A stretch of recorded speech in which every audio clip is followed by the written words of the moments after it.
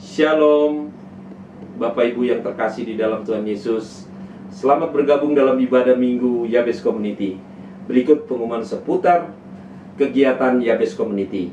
Yang pertama, ada Komsel Yabes, diadakan setiap hari Rabu jam 8 malam. Dan kita akan share link, diinfokan di grup Yabes. Kalau yang mau ingin bergabung, silahkan nanti bisa. Dan juga bagi Bapak Ibu yang ingin didoakan dan konseling dapat menghubungi nomor di bawah ini. Untuk persembahan dapat ditransfer ke nomor rekening sama seperti nomor di bawah ini. Bapak Ibu yang diberkati, mungkin bisa memberkati Yabes. Mari kita bersatu dalam doa. Kami bersyukur dan terima kasih ya Bapa atas segala kebaikan-Mu Tuhan, atas firman-Mu yang Kau sampaikan pada hari ini Tuhan.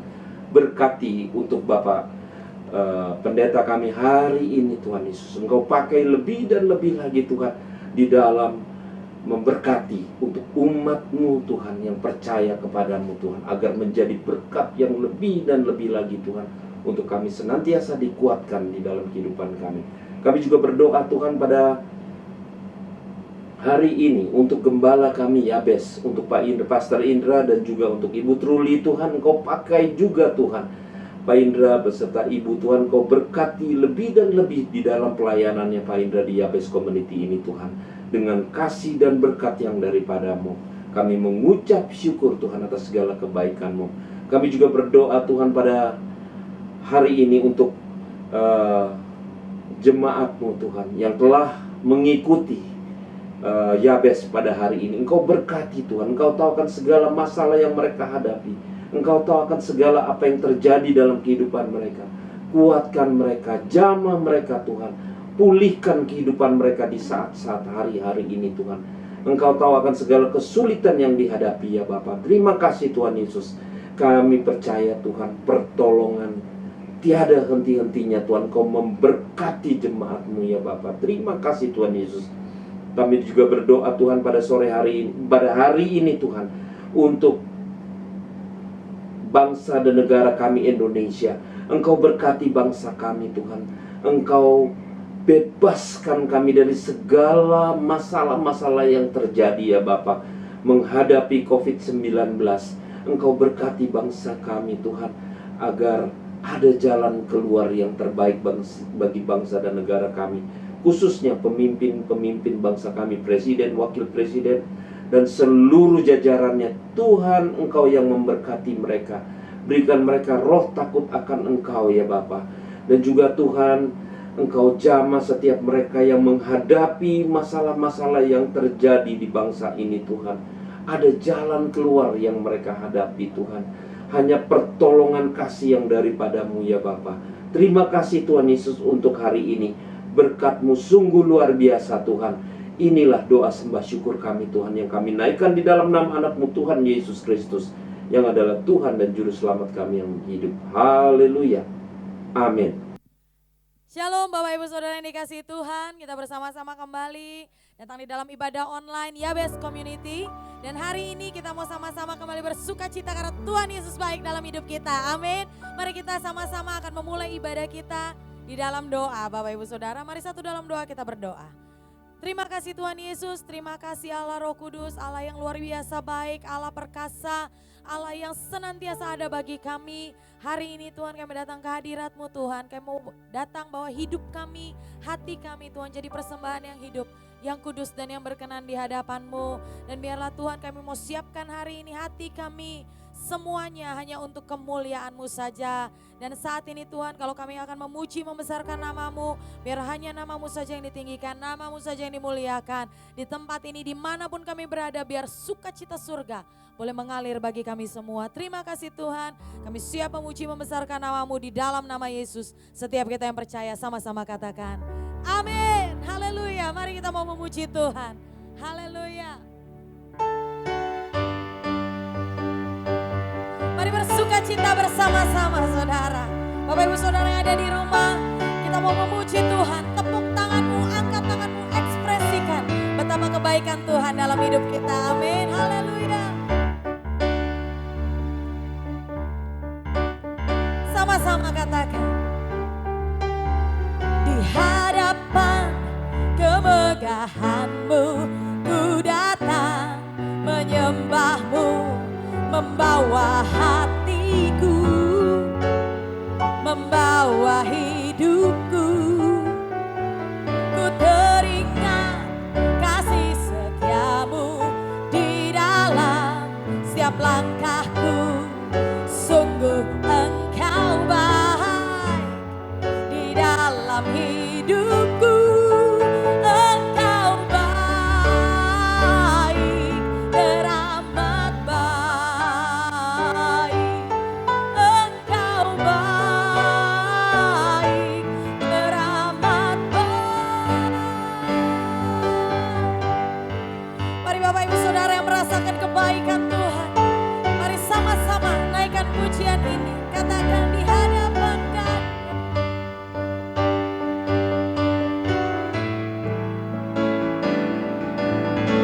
Di hadapan kemegahan-Mu ku datang menyembah-Mu, membawa hatiku, membawa hidupku. Ku teringat kasih setia-Mu di dalam setiap langkahku. Sungguh Engkau baik di dalam hidupku. Engkau baik, teramat baik. Engkau baik, teramat baik. Engkau baik, Engkau baik, teramat baik. Engkau baik, teramat baik. Engkau baik, Engkau baik, teramat baik. Engkau baik, teramat baik. Haleluya, mari berikan tepuk tangan buat Tuhan Yesus yang dahsyat. Haleluya, haleluya. Terima kasih Tuhan Yesus, terima kasih Roh Kudus. Hari ini kami mau datang ke hadirat-Mu Tuhan, kami mau siapkan hati kami, siap ditabur dengan firman Tuhan. Dan biarlah Tuhan hari ini firman Tuhan yang disampaikan, firman Tuhan yang ditaburkan, boleh tertanam, tumbuh, berakar dan berbuah dalam hidup kami. Jadi rema dalam hidup kami. Dan biarlah Tuhan, Engkau saja yang layak. Karena Engkau Allah yang sanggup. Engkau yang sanggup lakukan segala perkara dalam hidup kami. Segala kebaikan dari Tuhan asalnya. Terima kasih Tuhan, terima kasih. Mari sama-sama siapkan hati kita Bapak Ibu Saudara.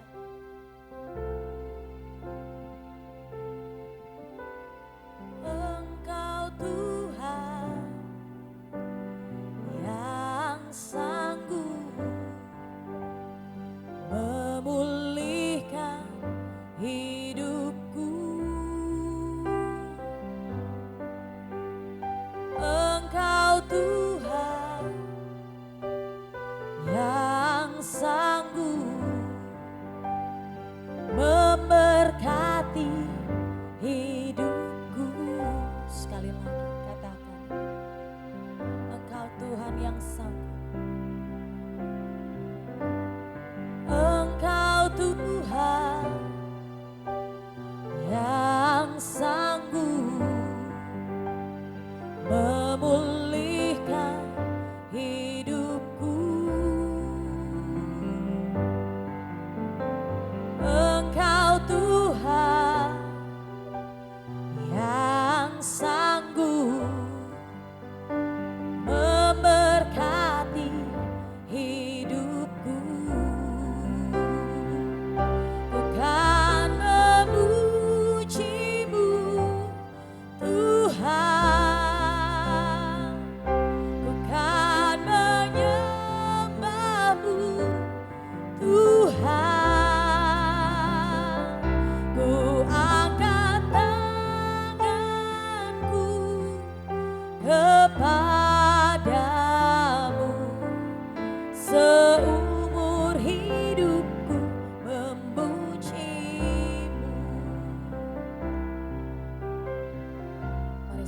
Coba katakan dengan iman.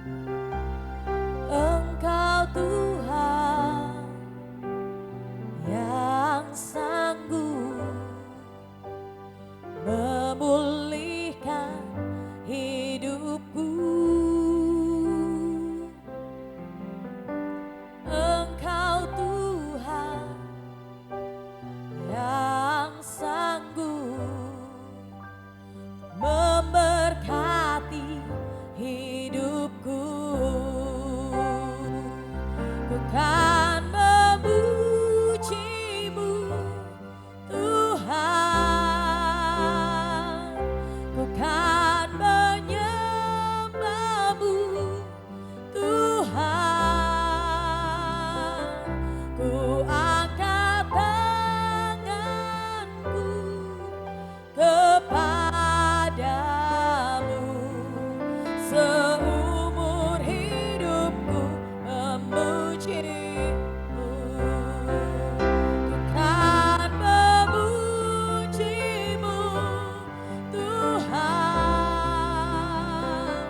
ku kan menyembah-Mu Tuhan,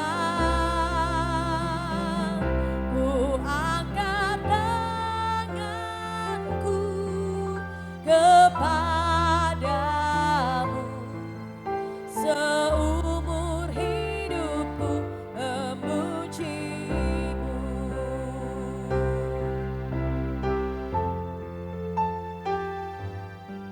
Karena Kau saja yang layak dipuji Tuhan. Kau saja yang layak ditinggikan di tempat ini.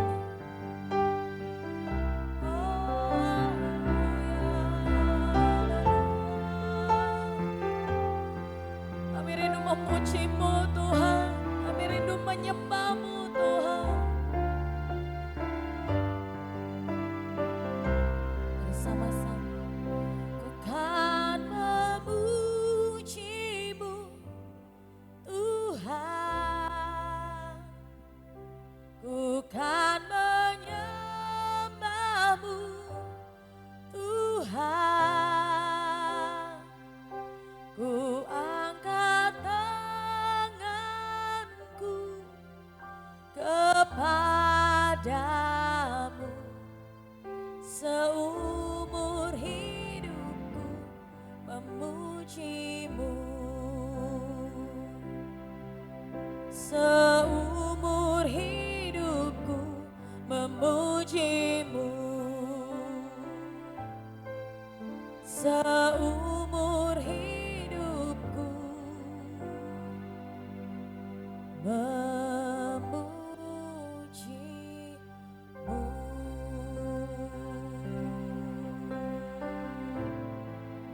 Yesus Tuhan,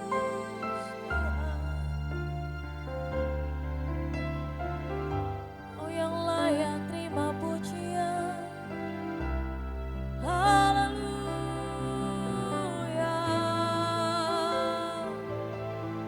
haleluya.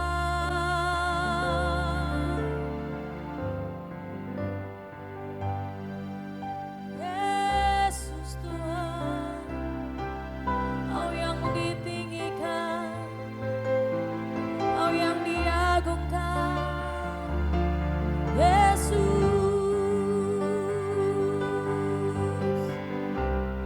Yesus Tuhan.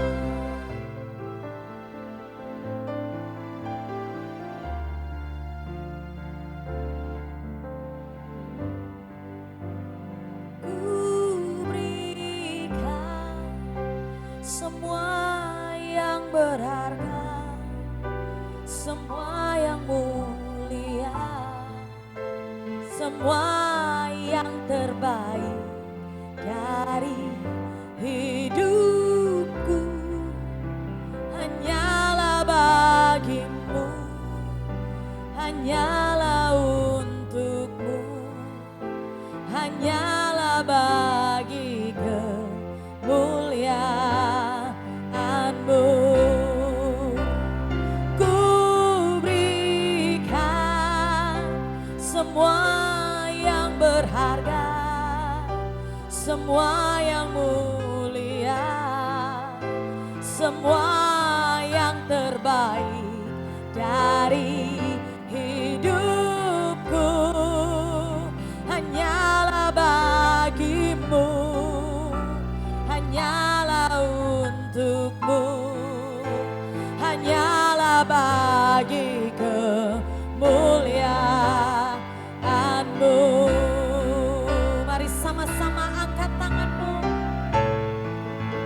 Aku berikan semua yang berharga, semua yang mulia, semua yang terbaik dari hidupku hanyalah bagimu, hanyalah untukmu, hanyalah bagi kemuliaan-Mu.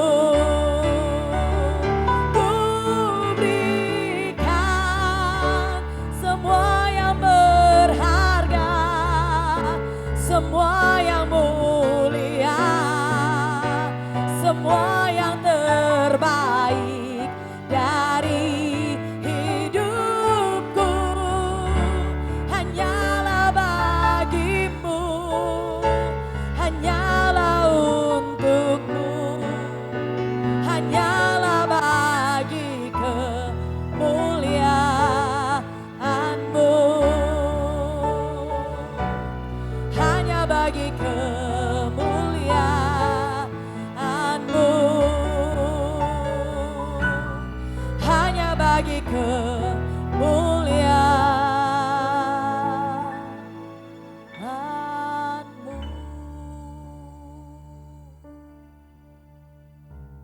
Bapak Ibu dikasih Tuhan,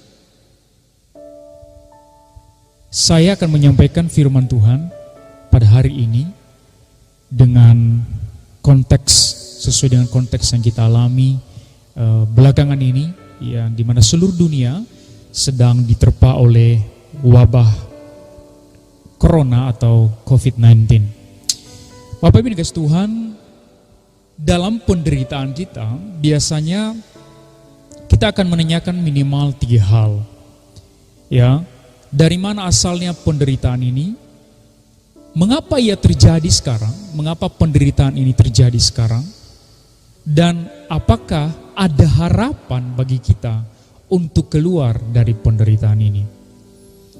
Ini 3 pertanyaan yang sering kita ajukan ketika kita mengalami penderitaan. Yang pertama, dari mana asalnya penderitaan ini? Yang kedua, mengapa ia terjadi sekarang? Dan yang ketiga, apakah ada harapan bagi kita untuk keluar dari penderitaan ini? Saya akan membawa kita melihat Yesus Kristus yang juga menderita sama seperti kita menderita. Jika kita berkata bahwa penderitaan kita luar biasa, saudara guys Tuhan, penderitaan Yesus jauh lebih luar biasa. Karena kitab Ibrani berkata bahwa dia mengalami untuk seketika waktu, dia mengalami penderitaan, bahkan disebut dalam Ibrani pasal 2, penderitaan maut, supaya oleh itu dia dapat menghiburkan kita semua. Artinya penderitaan kita hari ini tidak di luar jangkauan Tuhan, tidak di luar kedaulatan Tuhan, bahkan tidak di luar perasaan Tuhan. Karena Yesus sendiri sudah mengalami penderitaan itu. Dan perlu kita ketahui bahwa metode penyaliban, hukuman penyaliban adalah metode penghukuman yang paling menyakitkan atau paling menyakitkan di dalam sejarah manusia. Karena yang membunuh secara pelan-pelan sampai seseorang yang disalib itu kehabisan darah dan seluruh sistem tubuhnya menjadi rusak. Itulah yang disebut dengan salib dan Yesus mengalaminya. Saudara kasih Tuhan, tetapi kita mulai bertanya, saya akan mencontoh Yesus. Kalau Yesus dulu menderita seperti saya menderita, apa yang dilakukan Yesus waktu ia menderita? Apa yang dilakukan oleh Yesus waktu ia menderita? Saudara yang kasih Tuhan, satu hal yang jelas yang dilakukan oleh Yesus ketika ia menderita, ia berseru kepada Bapa. Dia berseru kepada Bapa. Dan puncak penderitaannya di atas kayu salib, dia berteriak kepada Bapa dan dia berseru, Eloi Eloi lama sabachthani, Allahku Allahku, mengapa engkau meninggalkan aku? Dia mengutip Mazmur pasal 22 ayat 1. Dan sebelum ia mati di atas salib, ia berseru, ke dalam tanganmu lah kuserahkan nyawaku.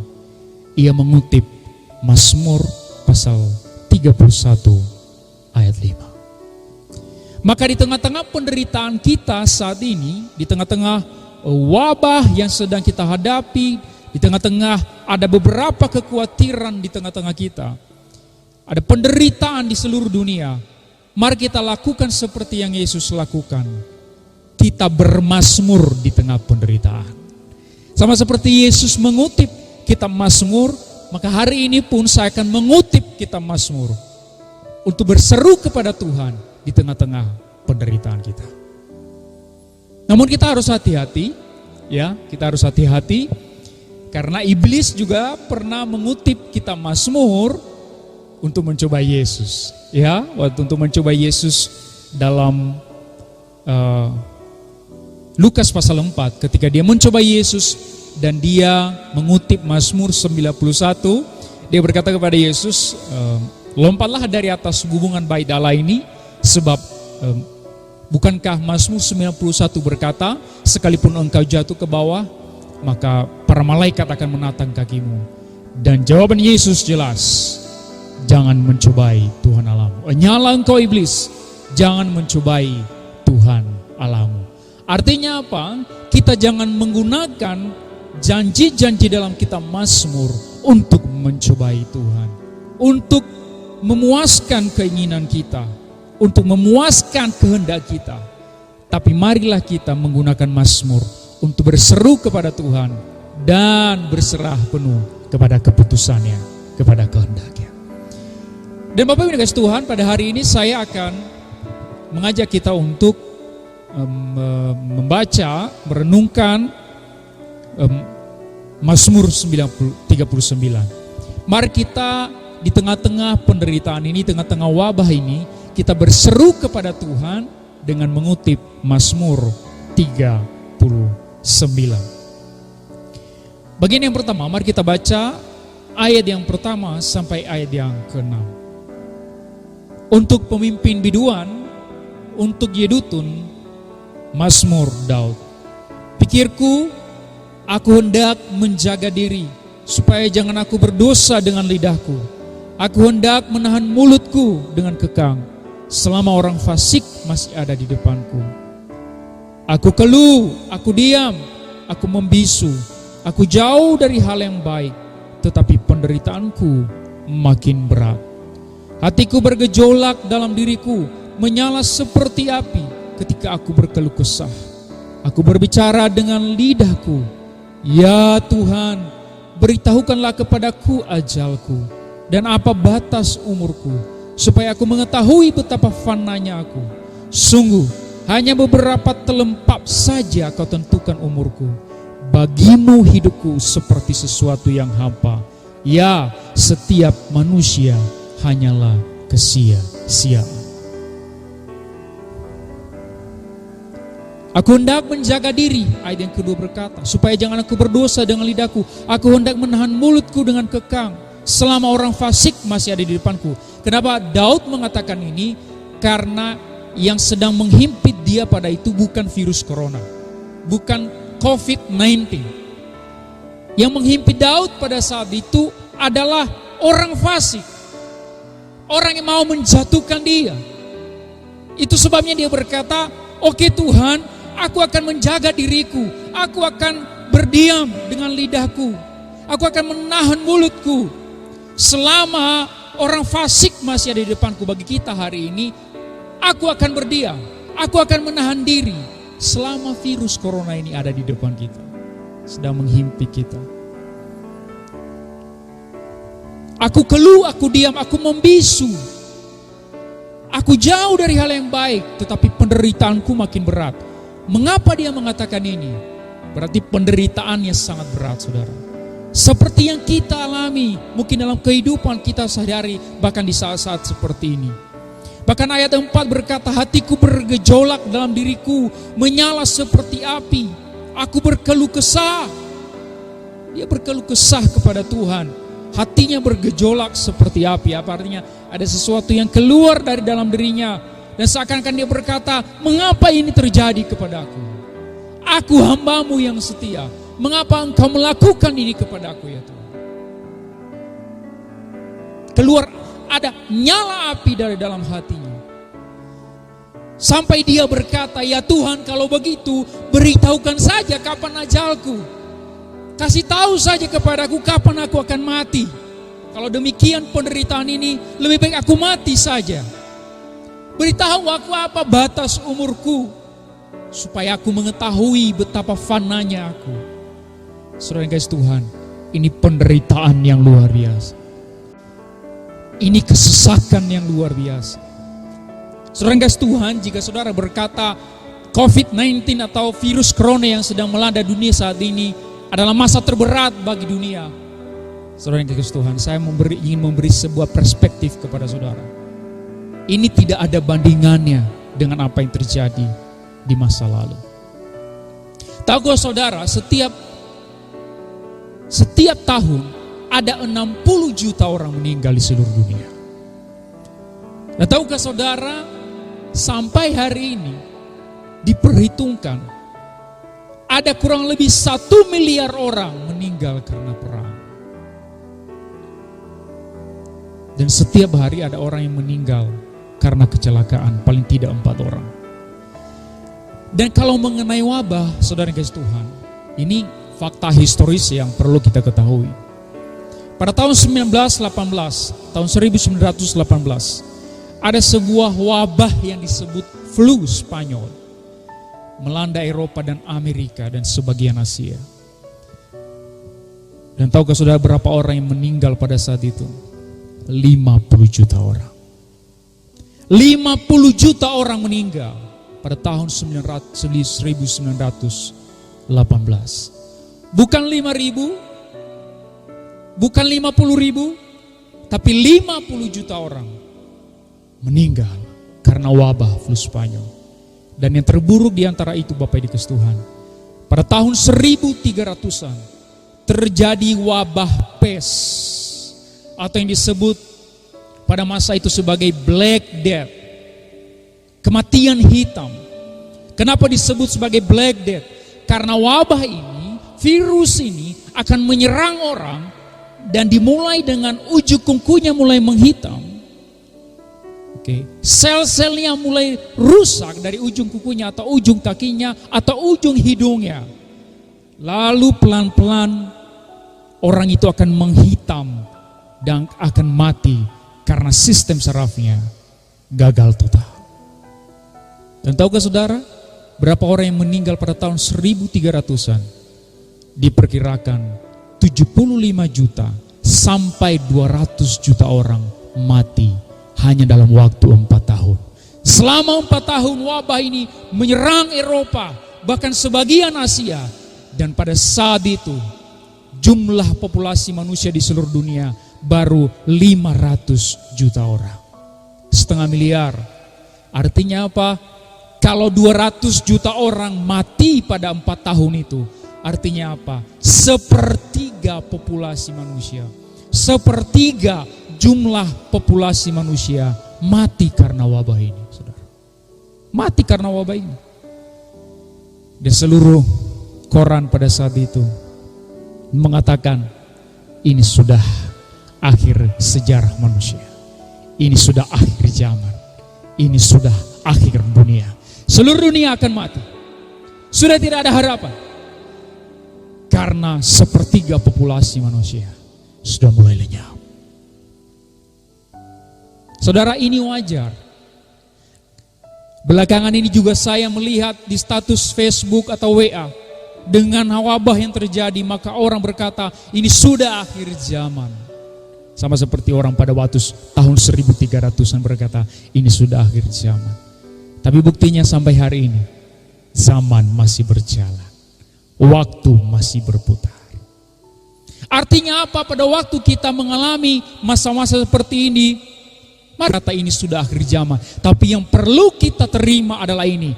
Semua ini, penderitaan ini, sepertiga populasi manusia pada tahun 1300-an mati karena wabah pes, Black Death. Dari mana semua sumber penderitaan ini? Virus corona ini, dari mana semua sumber penderitaan ini? Ini sumbernya, asalnya adalah dosa dan kutuk di Taman Eden. Jika saudara pernah berkata, kok kisah Taman Eden itu seperti mitos ya? Seperti legenda ya? Maka saudara kasih Tuhan, Anda mau percaya Alkitab atau tidak? Alkitab berkata bahwa di Taman Eden Tuhan menghukum manusia, mengutuk manusia, dan dia berkata terkutuk jugalah tanah oleh karena engkau. Maka semua penderitaan yang kita alami hari ini itu sumbernya karena dosa. Dimulai dari nenek moyang kita di Taman Eden. Artinya apa? Penderitaan ini menerpa seluruh manusia. Maka saudara Tuhan, jika demikian, bahwa sumber semua penderitaan di dunia, sumber penyakit di dunia itu dikarenakan dosa, asal mulanya adalah dosa dari Taman Eden.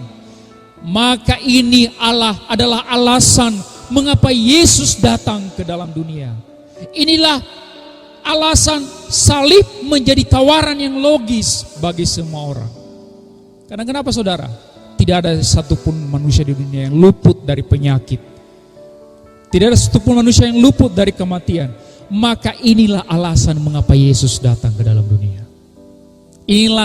Disinilah salib menjadi tawaran yang logis bagi semua orang. Orang yang beragama yang lain, orang yang sudah beragama, orang beragama Islam, beragama Hindu, Buddha. Kalau kita tawarkan Injil, mereka berkata kami sudah beragama, kami sudah memiliki keyakinan masing-masing. Bagaimana salib menjadi relevan bagi mereka? Salib menjadi relevan bagi mereka karena ini. Karena upah dosa sudah menghampiri seluruh manusia. Tidak peduli apapun agamanya. Maka Injil menjadi tawaran yang logis bagi semua orang. Itu sebabnya saudara yang kasih Tuhan, pada waktu seorang yang lumpuh dibawa kepada Yesus, tapi orang yang membawa dia melihat tidak ada jalan menuju kepada Yesus. Lalu mereka membongkar atap rumah. Mereka membongkar atap rumah dan melalui atap itu mereka turunkan ke bawah orang sakit itu. Dan ketika dia melihat orang sakit itu, Yesus berkata kepadanya, dosamu sudah diampuni. Orang Farisi berkata kepada dia, siapa kamu berani mengampuni dosa orang? Bukankah hanya Tuhan saja yang bisa mengampuni dosa? Yesus menjawab mereka dengan bertanya balik. Dia bertanya balik sama mereka, mana yang lebih mudah, mengampuni dosa orang ini atau menyembuhkan dia? Saudara, saya mau bertanya kepada saudara hari ini, mana yang lebih mudah, mengampuni dosa orang lumpuh itu atau menyembuhkan penyakitnya? Mana yang lebih mudah, membebaskan kita dari virus corona ini atau mengampuni dosa kita? Mana yang lebih mudah? Jawabannya sederhana saudara. Lebih mudah berkata, sembuh, berjalanlah, bangkitlah. Mengampuni dosa jauh lebih sulit. Kenapa? Karena pengampunan dosa menuntut korban. Pengampunan dosa menuntut korban. Maka Yesus bertanya kepada kita hari ini, mana yang lebih mudah? Aku mengampuni dosamu atau aku melalukan engkau dari virus corona ini? Saudara, jawablah dia berkata, Tuhan, dosaku jauh lebih besar dari virus corona ini. Ampunilah aku karena dosaku terlalu besar di hadapanmu. Kepadamu saja aku melawan. Maka Yesus berkata, bangkitlah, berjalanlah. Kenapa saudara kasih Tuhan? Karena bagian yang tersulit, yaitu mengampuni dosa, sudah diselesaikan di atas kayu salib. Ketika dia berkata, telestetai, sudah selesai. Bagian yang tersulit, yaitu pengampunan dosa, sudah dilakukan oleh Yesus.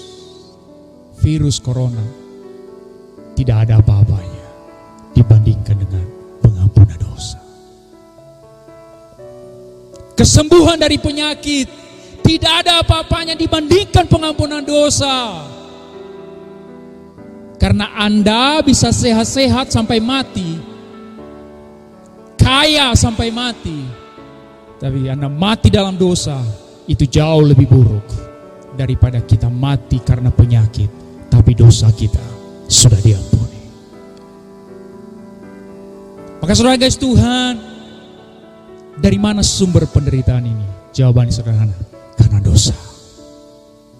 Dari sejak awal di Taman Eden. Maka disinilah Injil masuk. Disinilah Injil menjadi relevan. Di tengah-tengah wabah ini, Injil menjadi jawaban terbaik bagi orang yang mencari jawaban. Bagian pertama sudah kita lalui. Sekarang kita masuk ke bagian kedua. Kita akan menjawab mengapa ia terjadi sekarang. Mengapa ia tidak terjadi kepada generasi sebelumnya. Atau mengapa ia tidak terjadi kepada generasi sesudah kita. Mengapa ia terjadi sekarang di tahun 2020. Kita baca ayat yang ke-7 sampai ayat yang ke-12. Ia hanyalah bayangan yang berlalu. Ia hanya mempeributkan yang sia-sia. Siapa ini? Manusia. Dan menimbun tetapi tidak tahu siapa yang merauapnya nanti. Perhatikan ini saudara. Ia hanya bayangan yang berlalu. Ia hanya mempeributkan yang sia-sia. Ini kita saudara. Kita memperebutkan yang sia-sia. Dan sekarang apakah yang kunantikan ya Tuhan? Kepadamu lah aku berharap. Lepaskanlah aku dari segala pelanggaranku. Jangan jadikan aku celaan orang bebal. Aku keluh, tidak kubuka mulutku, sebab Engkau sendirilah yang bertindak. Wow, mengapa Daud berkata Engkau sendiri yang bertindak? Artinya dia sedang mengatakan Tuhan sendirilah yang membiarkan ini terjadi. Tangan Tuhan yang membiarkan penderitaan ini terjadi. Itu sebabnya Daud berkata, aku tidak akan berbantah, aku tidak akan membuka mulut, karena Engkau yang bertindak, Engkau yang mengizinkan ini. Tapi dia berkata, hindarkanlah aku daripada pukulanmu, aku remuk karena serangan tanganmu. Engkau menghajar seseorang, perhatikan bagian ini, Engkau menghajar seseorang dengan hukuman karena kesalahannya, dengan menghancurkan keelokannya, sama seperti gegat. Sesungguhnya setiap manusia adalah kesia-siaan belaka. Tapi mungkin kita berkata, apa kesalahan kami? Apa kesalahanku? Aku sudah beribadah, aku sudah melayani Tuhan. Kalau ini terjadi kepada orang jahat, kalau ini terjadi kepada orang yang berbuat dosa di luar sana, wajar. Tapi kepadaku yang beribadah kepada Yesus, mengapa ini terjadi kepadaku? Aku tidak menyakiti sesamaku. Aku beribadah. Aku memberi korban persembahan. Aku tidak melakukan dosa. Saya bertanya, oh ya? Sudahkah engkau menjaga lidahmu? Sama seperti ayat 2 tadi berkata, menjaga lidah, menjaga mulut. Sudahkah engkau menjaga lidahmu? Para pengkhotbah, sudahkah engkau menjaga lidahmu? Berapa banyak pengkhotbah bersilat lidah, tidak menjaga lidahnya. Sekarang pada waktu pengkhotbah tidak mempersiapkan diri dengan firman yang disampaikannya, tapi bersilat lidah. Kepada siapa sih pengkhotbah itu berdosa? Kepada Tuhan. Tapi dia pulang ke rumah, dia tidur, terima PK. Dia berkata, tugasku sudah selesai. Tapi kita sering bersilat lidah. Kita tidak memurnikan diri kita sebelum kita menyampaikan firman dan merenungkan firman Tuhan dengan sungguh-sungguh. Kita memberi beban kepada jemaah. Kau berkata engkau tidak berdosa, engkau beribadah. Mari para pengkhotbah, sudahkah engkau menjaga lidahmu? Bapak-bapak, sudahkah kita menjaga lidah kita? Mungkin engkau tidak membunuh, engkau tidak berzina, Engkau tidak korupsi. Tapi sudahkah engkau menjaga lidahmu? Sudahkah engkau berhenti membicarakan hal-hal yang bersifat porno dan sensual pada waktu mengadakan guyon dengan bapak-bapak yang lain? Pada waktu mengguyon tentang hal-hal yang seksual, pornografi kepada bapak-bapak yang lain, memang engkau tidak menyakiti siapa-siapa. Engkau tidak berdosa kepada siapa-siapa, tapi engkau sedang melawan Allah. Engkau sedang berdosa kepada Allah. Lidah kita. Ibu-ibu, sudahkah kita menjaga lidah kita? Engkau berkata, aku beribadah, aku tidak mencuri, aku tidak mengkhianati suamiku. Tapi sudahkah engkau menjaga lidahmu? Sudahkah engkau menjaga lidahmu tidak membicarakan hal-hal yang tidak mengenai orang lain? Sudahkah engkau berhenti dengan gosipmu?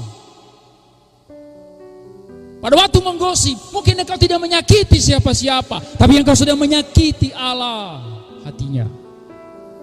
Engkau sudah melawan Allah. Para pemuda dan remaja, mungkin engkau berkata, aku masih mahasiswa, aku belum mencuri, aku hanya menerima uang jajan setiap hari dari orang tuaku. Aku beribadah, aku ibadah pemuda. Tapi hari ini saya berkata kepada para pemuda dan remaja, sudahkah engkau menjaga lidahmu dari kata-kata kotor, sumpah serampah? Mungkin pada waktu saudara berkata kotor, tidak ada yang tersakiti, tapi Allah tersakiti, hatinya tersakiti. Saudara guys, Tuhan sering kita tidak menyadari dosa kita. Saya mulai dari bulan Januari mengalami sakit asam lambung. Ya, sakit asam lambung dan tidak sembuh-sembuh selama 3 bulan, tidak sembuh. Tapi saudara yang kasih Tuhan, saya bersyukur Tuhan mengizinkan penyakit ini menimpa aku. Kenapa saya bersyukur Tuhan memberikan penyakit ini kepadaku? Karena melalui penyakit ini aku lebih banyak berdoa. Saya lebih banyak berdoa dan saya lebih menyelidiki hatiku. Apakah aku sungguh sudah merendahkan diri di hadapan Tuhan? Apakah aku sungguh sudah menyadari dosaku selama ini? Karena seringkali kita terlalu percaya diri dan kita berkata, ya darah Yesus sudah mengampuni, salib sudah mengampuni. Kita terlalu percaya diri tapi tidak pernah merendahkan diri di hadapan Tuhan. Itu yang saya lakukan. Itu yang saya lakukan. Saya terlalu percaya diri, tapi saya tidak pernah menangisi dosaku. Saya tidak pernah menangisi dosa karena lidahku. Saya tidak pernah menangisi dosa karena pikiranku. Saya terlalu percaya diri. Di hari ini, melalui penyakit ini, saya merendahkan diri di hadapan Tuhan. Bahkan setiap kali berdoa, saya lebih sering menangis sekarang. Segala sesuatu yang membuat kita lebih banyak berdoa, bekerja untuk kebaikan. Kalau corona membuat kita lebih banyak berdoa, berarti corona itu bekerja untuk kebaikan. Wabah ini sekaligus menghajar para pemimpin yang sombong, orang-orang kaya yang sombong, semua orang yang tidak mau bergaul dengan Tuhan. Mereka mulai menyadari kesia-siaan segalanya. Saudara guys, Tuhan, ekonomi turun drastis, pertumbuhan ekonomi turun drastis. Negara-negaranya mengklaim dirinya akan bertumbuh ekonominya dengan luar biasa. Dalam sekejap harapan itu berlalu. Orang-orang kaya yang sombong yang berkata, saya akan pensiun, saya akan menikmati jalan-jalan, saya akan keliling dunia. Lenyap, jika virus ini tidak berhenti, semua harapan itu sia-sia. Semua orang sombong yang tidak mau bergaul dengan Tuhan sedang diajak oleh Tuhan untuk menyadari kesia-siaan mereka. Saudara guys, Tuhan, mengapa kita seringkali tidak menangisi dosa kita? Jawabannya sederhana, saudara. Karena maut itu masih jauh. Tidak kasat mata. Saudara, belakangan ini saudara, saya lihat kalau di depan kontrakan saya lihat semua orang jemuran.